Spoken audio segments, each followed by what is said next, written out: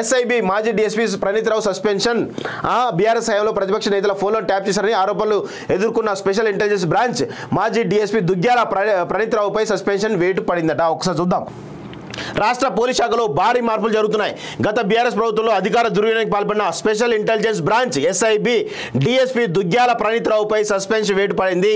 ఈ మేరకు DGP office సోమవారం ఉత్తర్వులు జారీ చేసింది. ప్రణీత్ రావు ప్రస్తుతం డీజీపీ ఆఫీసులో పనిచేస్తున్నారు. గత ప్రభుత్వ హయాంలో ఎస్ఐబి డిఎస్పీగా పనిచేస్తూ దాదాపు 30 మంది పోలీసు సిబ్బందితో ఫోన్ ట్యాపింగ్ చేశారని ఆయనపై ఆరోపణలు ఉన్నాయి. ప్రతిపక్ష పార్టీల ముఖ్య నేతలు సహా మాజీ సీఎం కేసీఆర్ కు వ్యతిరేకంగా కార్యక్రమాలు నిర్వహించిన వారి ఫోన్లు ట్యాపింగ్ చేసినట్లు పలు ఫిర్యాదులు అందాయి.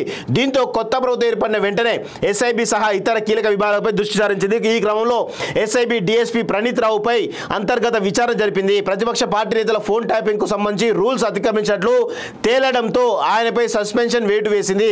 ఇలాగే ప్రభుత్వంలో అధికార దుర్వినియోగానికి పాల్పడిన మరికొంతమంది అధికారులపై చర్యలు తీసుకునేందుకు ప్రభుత్వం సిద్ధమైనట్లు సమాచారం అంటూ తెలుస్తా ఉంది. ఇక చూడండి, ఒక డిఎస్పీ స్థాయిలో 30 మంది పోలీస్ ఆఫీసర్లను పట్టుకొని ఈరోజు ఒక ఆఫీస్ పెట్టి ఈరోజు ప్రతిపక్ష నాయకుల ఫోన్లను ట్యాప్ చేస్తున్నారంటే ఈరోజు అఫీషియల్గా 30 మంది అంటే అన్అఫీషియల్గా ఎన్ని వందల వేల మంది ఉంటారండి.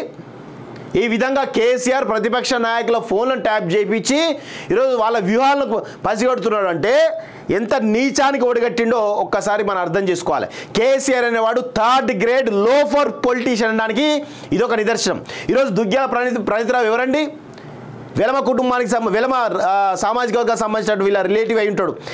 ఈయన ఒకడు, ఆ గోనె సందీప్ రావు అనేటువంటి ఒక ఈడియట్ ఒకరు, వీళ్ళందరూ కూడా ఈరోజు కల్వకుంట్ల కుటుంబానికి చెంచాలుగా తయారై బానిసలుగా తయారై వాళ్ళ ఐపీఎస్ వృత్తిని కూడా ఈరోజు ఐపీఎస్లకే కలంకం వీళ్ళు, పోలీస్ శాఖకే కలంకం వీళ్ళు. వీళ్ళని ఇమీడియట్గా సస్పెండ్ చేయడం కాదు, వీళ్ళని జైలుకు పంపాలి. జైలుకు పంపితేనే బుద్ధి వస్తుంది నా కొడుకులకి. సిగ్గుశరం లేకుండా ఈరోజు కల్వకుంట్ల కుటుంబానికి చెంచాలుగా వ్యవహరిస్తూ పోలీస్ డిపార్ట్మెంట్ని ఈరోజు ప్రజాస్వామ్యాన్ని కించపరిచే ప్రయత్నం చేస్తారా? ఈ దొంగనా కొడుకులు చేయబట్టే ఈరోజు ప్రజాస్వామ్యం ఈ విధంగా తయారైంది. కల్వకుంట్ల రాజ్యాంగం నడిచిందనుకుంటారా?